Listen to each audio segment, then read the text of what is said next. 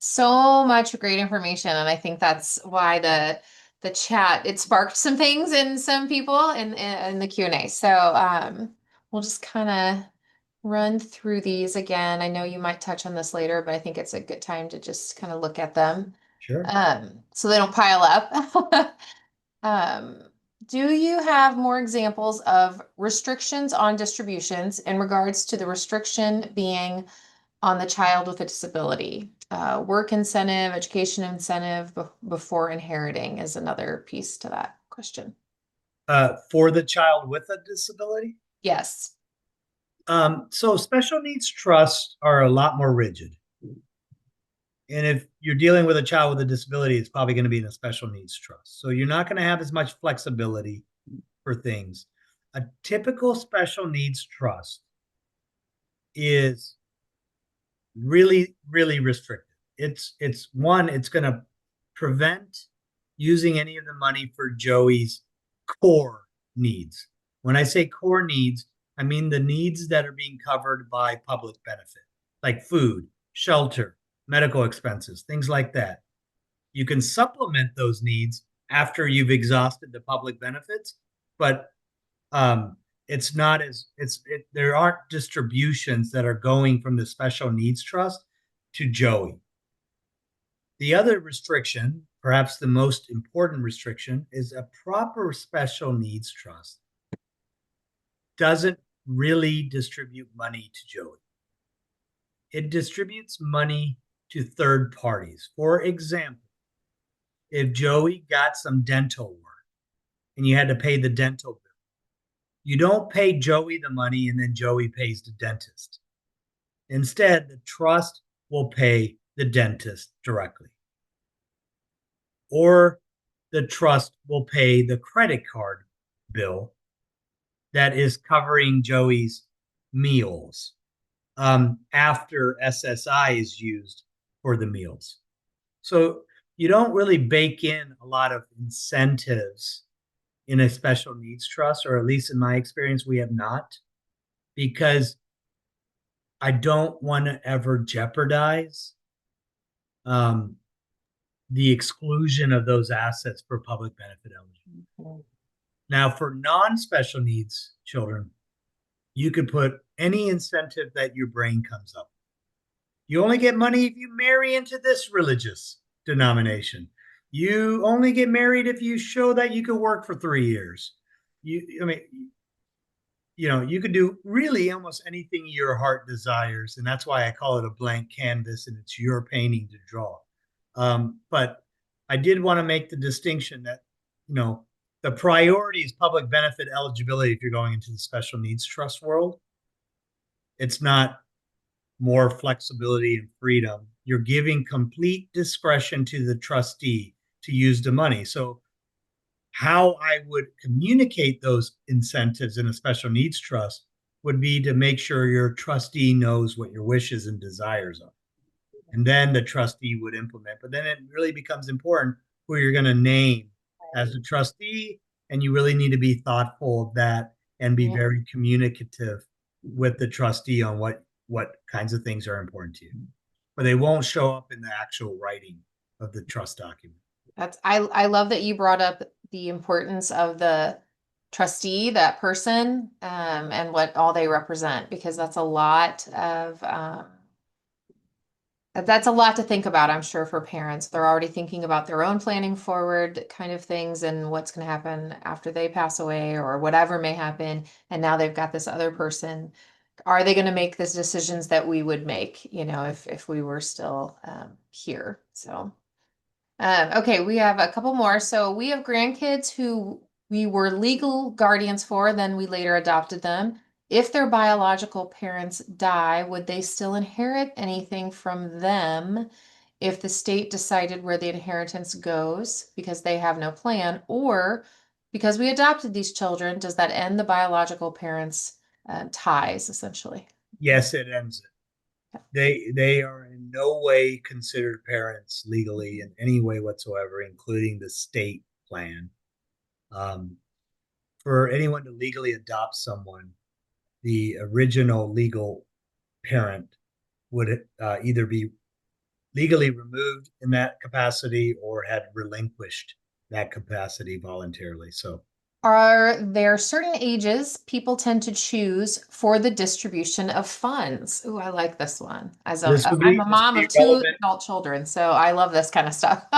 When do This you would, decide? Yeah. yeah, Uh-huh. this would be relevant to Emily in my example. It wouldn't be relevant to Joey. Mhm. Um, and I'll start with what my number one preference would be is that you always leave an inheritance in trust for Emily and that it never forces the money out of the trust. And the reason for that is if you leave an inheritance in trust for Emily and it stays in trust, it's protected, like so protected from Emily's outside world. So it's protected from her liabilities, it's protected from her creditors, it's protected from her potential divorce.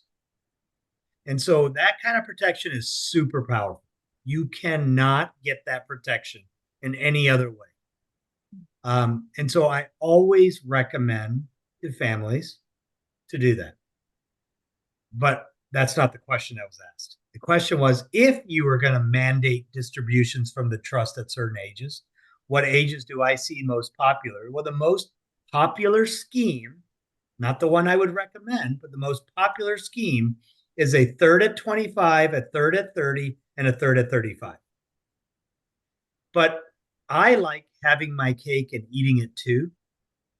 So I would keep it in a lifetime trust, like I just talked about.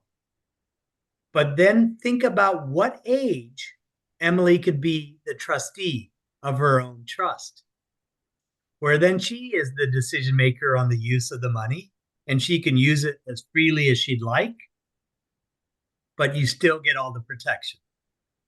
The best scenario possible in my mind.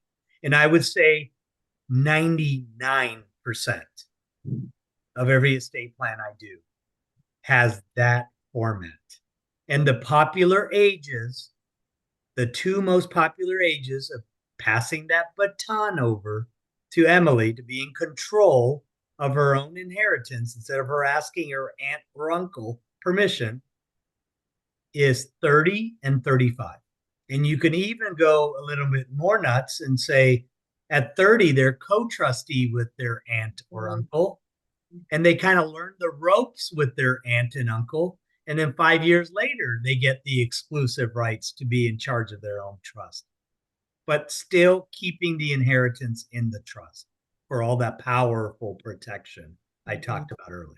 Can you touch on managing your estate if you are divorced? If you're divorced, your estate is still just your estate. And I mean, your ex's estate is your ex's estate.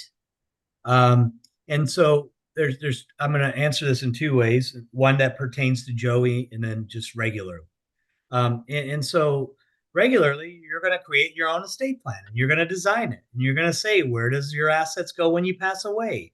It goes to your children if you have any children, and a bucket for Emily that has whatever rules I want to put in it, and then maybe a special needs trust for Joey. The challenge in divorces is, are you collegial with your ex or not? Because you can only control what you control, and you can't control what you can't control.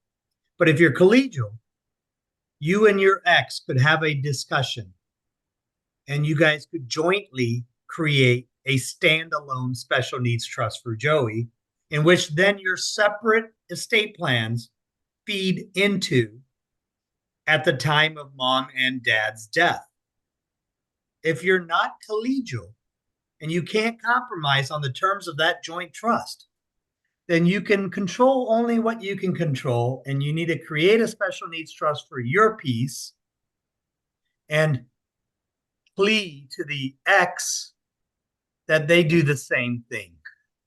Mhm.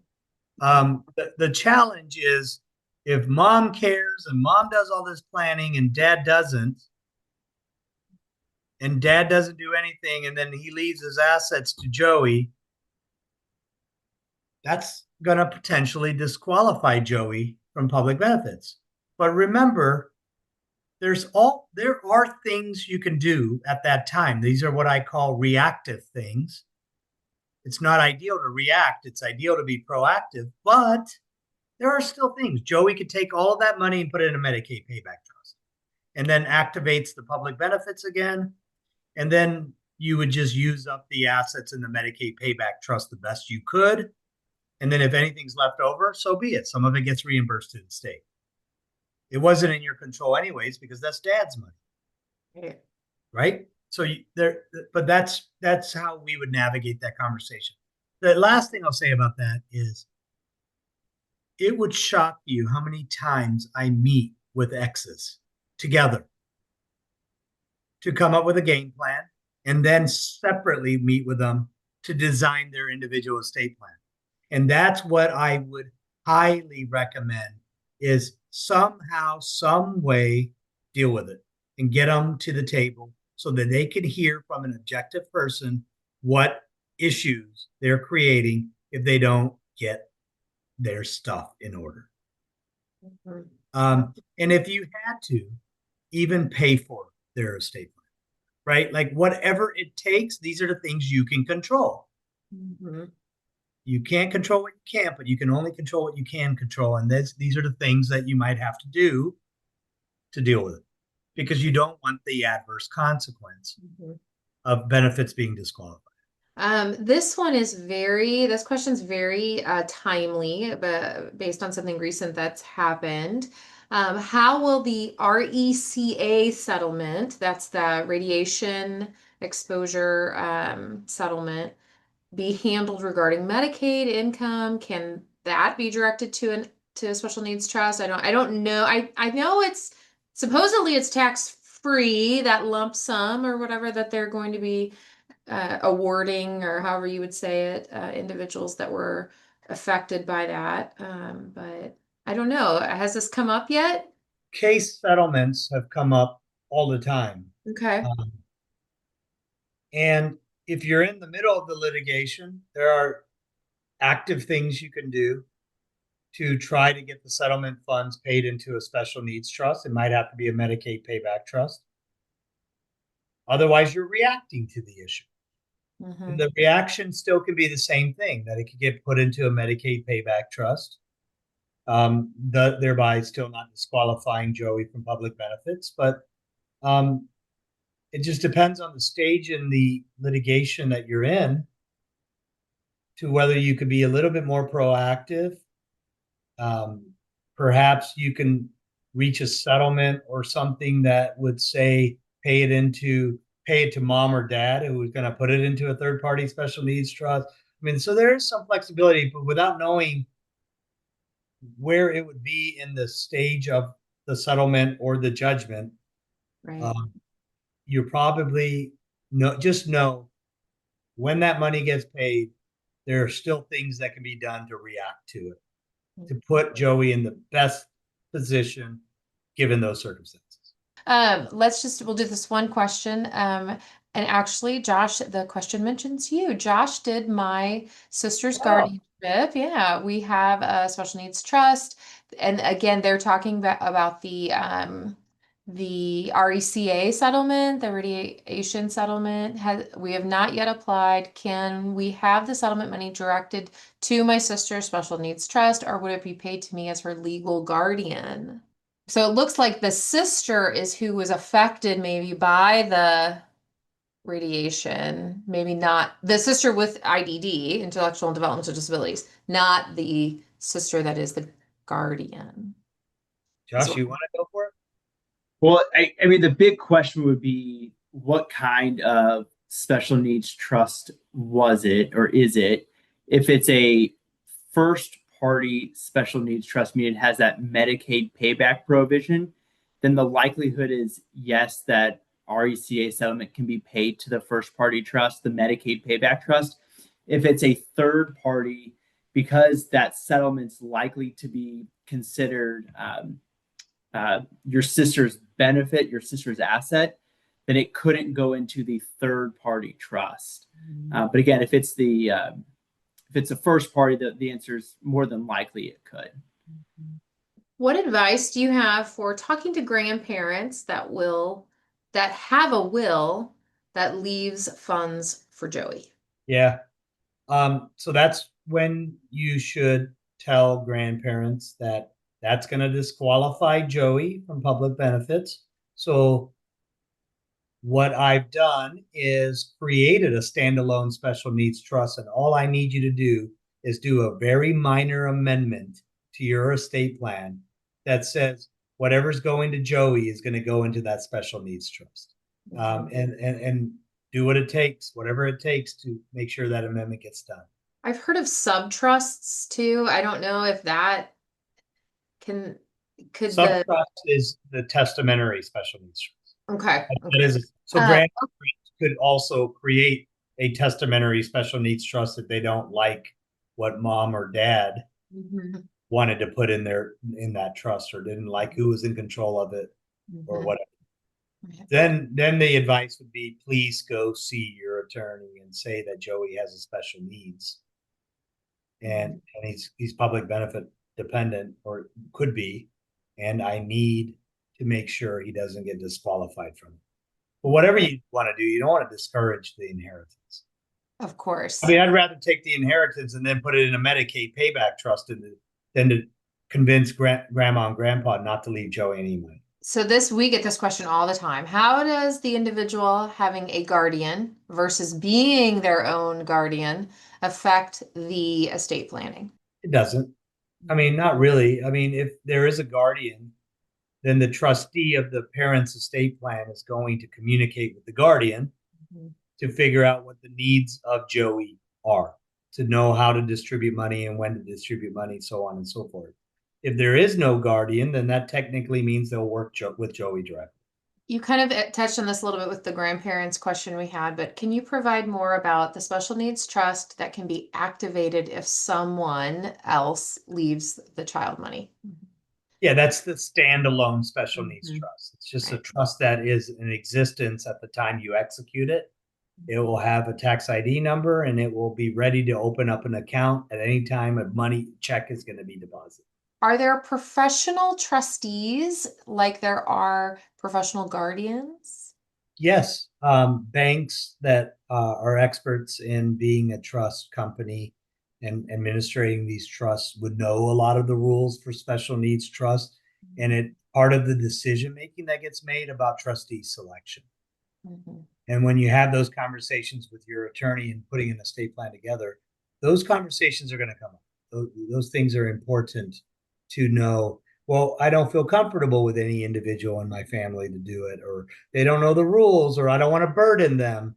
Well, sometimes then a professional trustee is the route to go. I think you've kind of touched on this a little bit too. If you leave your estate to Joey and he receives SSDI, are you saying that if he wanted things to enhance his life, activities, vacations, things like that, the trustee could not provide that with the trust income? So, for example, there's Medicare won't cover like a treatment or a therapy that Joey wants. Could the trustee still provide funds for this? Are there rules behind, what? It's not that they can't provide the funds; it's where the funds are going to go to. Mhm, So if there's an activity or a camp, you're just paying the camp. mhm, So Joey's still going to be able to go to camp. So mhm. it's just we don't want money touching Joey's hands. Right. It goes They, directly from the trust to the yeah, organization or whatever else it is that's that's right. managed. Mhm, That's right. So I don't want you to think that you can't use the money for Joey's benefit. It's mhm. just it can't go to Joey directly.